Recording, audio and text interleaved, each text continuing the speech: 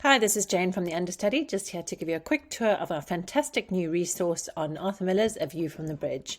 This has been designed for A-level drama or AS level drama. We do work with a Cambridge curriculum, but it is quite a generic pack, so it could work across various drama syllabi and exam boards. What you get in our pack is, in all our A-level packs, is this set of resources. There's an introduction to the pack, which just explains our thinking behind the decisions that we made in creating these packs and why we did them, how we did them. So hopefully you take some time to read that first. It might help you understand where we're coming from.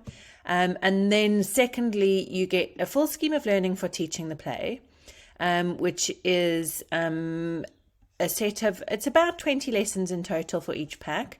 But some of the lessons actually will take you longer than one lesson, I imagine. So it'll take a few weeks to get through. I imagine 6 to 8 weeks probably. And it includes introduction and context, and then lessons for studying each section of the play. View from the Bridge is relatively short, so it is one of the shorter options in the choices for Cambridge. So that is actually a positive in terms of being able to get through a lot of it in quite a lot of detail. And then to go with that scheme of work, you get our kind of signature slides, which are for the understudy. If you've bought any of our resources, you'll know that we pay very much attention to high quality design. And so you get these beautiful slides that can go up on your board and remind you exactly what you are teaching in the lesson that day. They link into videos and various contextual studies, and they are really fun lessons in terms of exploring the context. And then after you've gone through the context lessons, you will then get to the teaching slides, and these lessons are designed to cover the full play. And each lesson sort of follows this kind of structure where you get a kind of chapter title. That's mainly for the teacher to know where you are in the lesson, in the scheme of work, in the slides.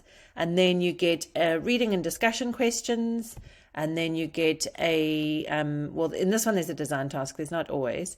It's just because the opening of the play is so full of design comments. And then you get a practical exploration, and then written response and homework. And usually there's a reflection at the end as well. And then same for the next lesson, reading and discussion, followed by a warm-up and starter, practical exploration, written response and homework and reflection. Obviously, you don't have to do the written response and homework and homework every time. You can choose when to do it.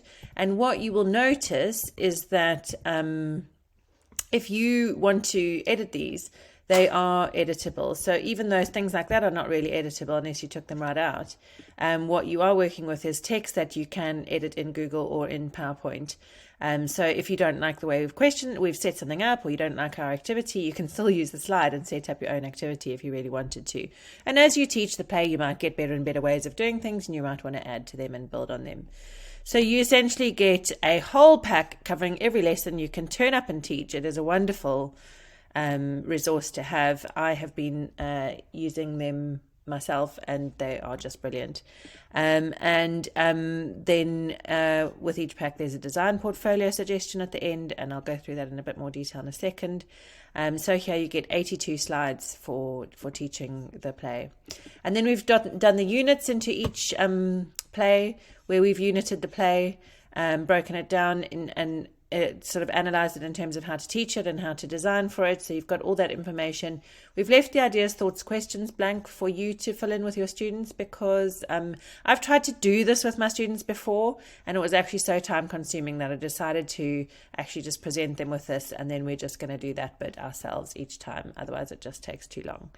And then with each pack there's also this neutral design portfolio slides, and what I've done is I've created a design portfolio example based on a production I did of Macbeth, so students can see what they could do. You don't have to do a design portfolio for Cambridge, certainly.